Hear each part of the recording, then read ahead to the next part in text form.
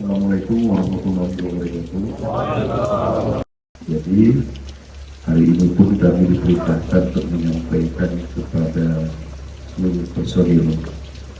Ada beberapa jadi penting dari PR ini, saya bagikan satu-satu. Yang penting saja, pertama, setiap anggota Polri wajib bijak dalam menggunakan medsos guna menjaga nama baik institusi Polri.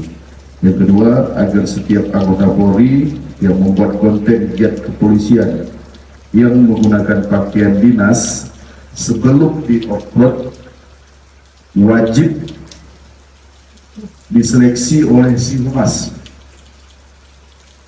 Polres, selanjutnya si Humas akan berkoordinasi dengan Subbid Multimedia Bithumas Polda Aceh.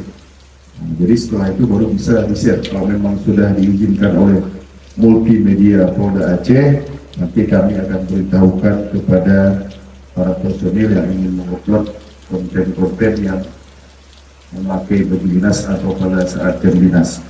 Kemudian yang ketiga, setiap anggota Polri dilarang melakukan siaran langsung atau live streaming dengan menggunakan pakaian dinas pada akun medsos, khususnya TikTok.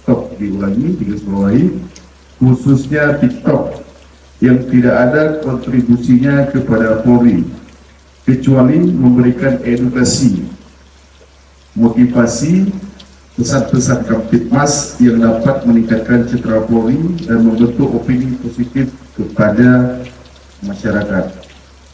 Dan keempat, setiap anggota Polri yang menggunakan medsos wajib berhati-hati, tidak mengunggah hal-hal negatif dan menampilkan gaya hidup mewah atau hedon. Yang kelima, tidak turut serta menyebarluaskan unggahan pemberitaan negatif medsos atau yang belum pasti kebenarannya atau hoax. Kemudian yang keenam, memperbanyak dan menampilkan giat-giat positif. Nah, jadi boleh live streaming atau membuat konten tetapi menampilkan hal-hal yang positif, yang bersifat humanis, inspiratif, dan heroik, sehingga dapat meningkatkan kepercayaan masyarakat terhadap Polri.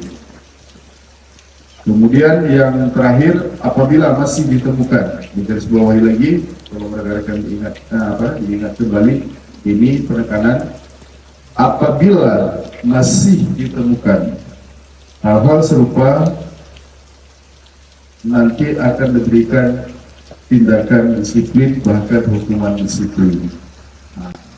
Jadi rekan-rekan, beberapa poin tersebut dan PR ini ada 7 poin kalau diingat kembali dan dibaca kembali yang telah kami share.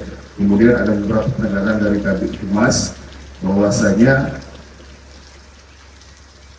apabila ini sudah disampaikan kepada seluruh jajaran dan masih ditemukan, nanti dari Bitpropam maupun Humas akan melakukan tindakan disiplin.